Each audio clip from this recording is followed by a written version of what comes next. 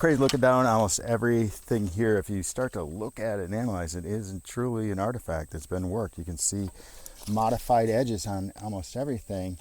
What the telltale sign is, though, again and again and again, what we're finding is this odd phenomenon with this fired clay. These rocks were obviously modified, and the maker chose to put clay on them, as you can see, because it's coming off right here.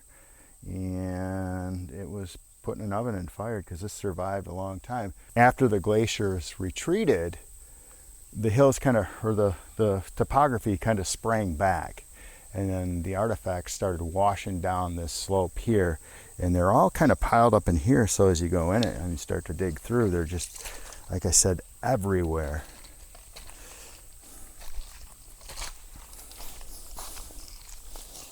Again, anytime you see something that color, it has layers of clay on it, baked fired clay.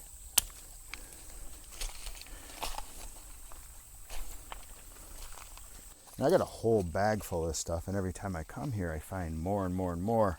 Some of it is oddly really cool. If you start to strip the clay off, you'll find like different animal figures and human faces underneath it, but most of them, I have no idea what they are.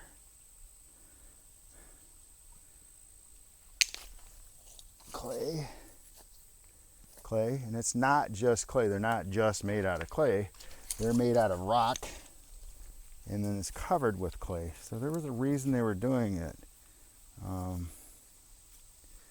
Sometimes you'll even see, like, this one looks like it has, let me clean it off and see what it has in it. So another thing, you got to be careful, because a lot of times there is an image carved in the clay or the rock and then covered with clay. Oh yeah, clearly. You see that?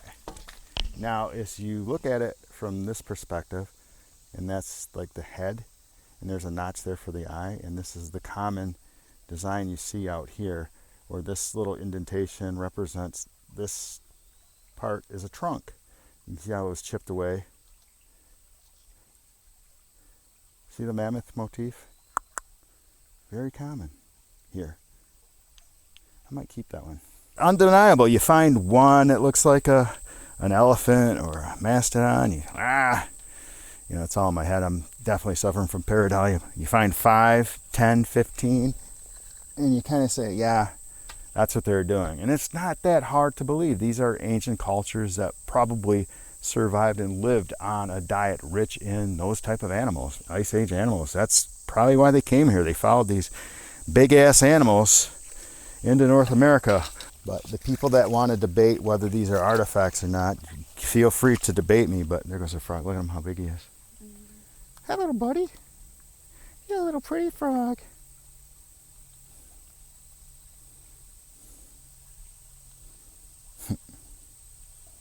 Beautiful. But even the frog, you found some clay, fired clay artifact here. There. It's not a natural current. Somebody put that clay on there. So every time I put a video out, some cocksmoker will challenge me and tell me that I have nothing but geofacts.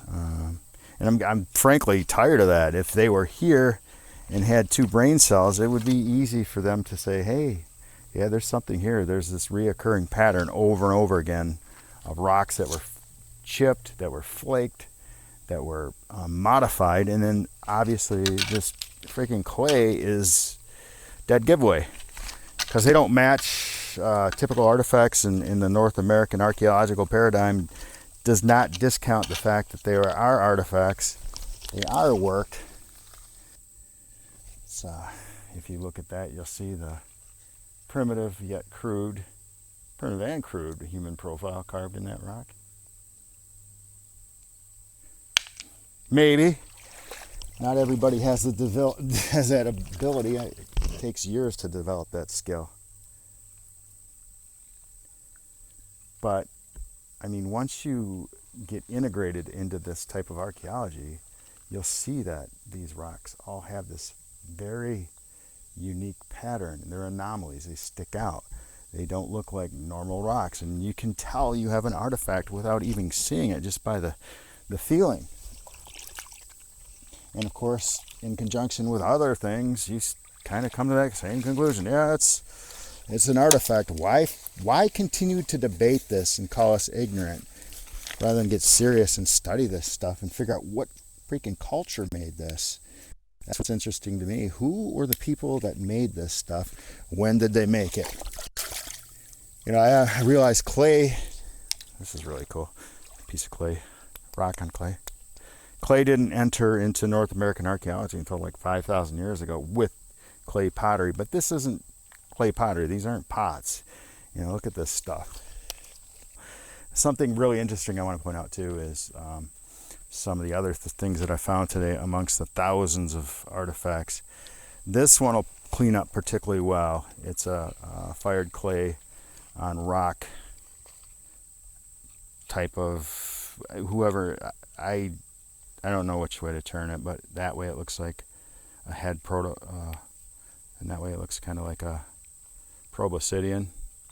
We'll see when we clean it up. And this particular tool, which is a stemmed point, but it's not a stem point you'd find in North American archaeology. This is a stem point you'd find in European archaeology, maybe Moussaurian or Acheulean. And a very primitive point, but no doubt it's got tool marks around the edges. Clearly an artifact. So let's talk about the rocks that we found in the stream. Starting here to the left, we got this rounded ball with a heavy layer of fired clay on the top of it. This is a rock that's ubiquitous to Michigan, or found in West Michigan. It's called Septarian. Most of our artifacts from that particular spot are made out of that. It seems to be pretty malleable where they can easily work it. If you look at this one, cleverly they put two stones together, fired it with clay to connect the two stones. Don't know what it is, but obviously it is a man-made artifact. We've got a rounded, completely round stone with the fired clay. Again, clay doesn't fire itself. It requires a human to heat the clay and fire it. Theories are they use these as game stones or possibly cooking stones. We're not really sure, but we have them. Here's another one that's been cleaned and polished up quite a bit. And this is a beautiful little bird, if you can see that. Clearly made by a human. There's an eye, there's a beak, very obvious. Here's a little animal that occurs frequently at many sites around here. It looks kind of like a duck or a shmoo, definitely a head and rounded to kind of a beak type thing.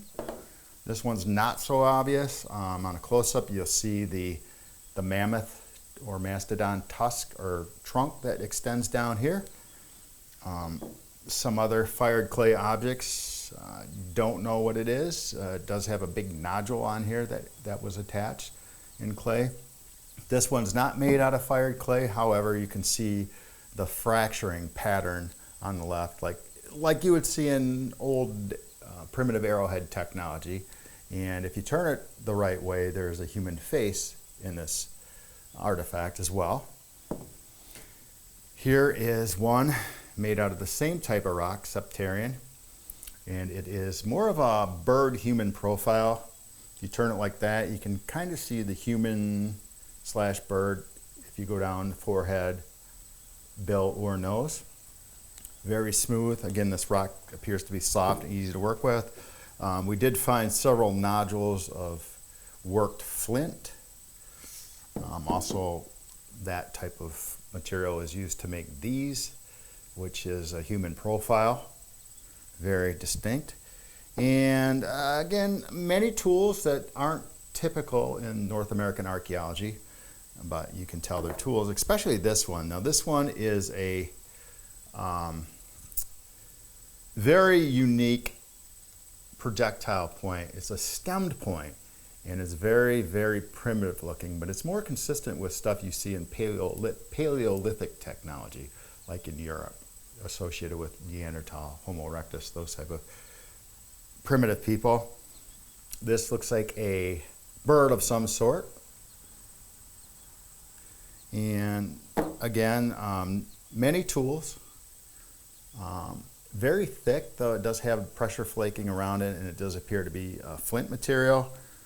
And then finally, just very typical bird, human. So if you look at it one way, it looks like a bird with a long feather in the back, or if you look at it another way, it looks like the profile of a human face, and perhaps that's the hair extending down the back. Clearly, again, man-made, artifact, ancient. So if you don't believe it, get out there and figure it out for yourself. It's real.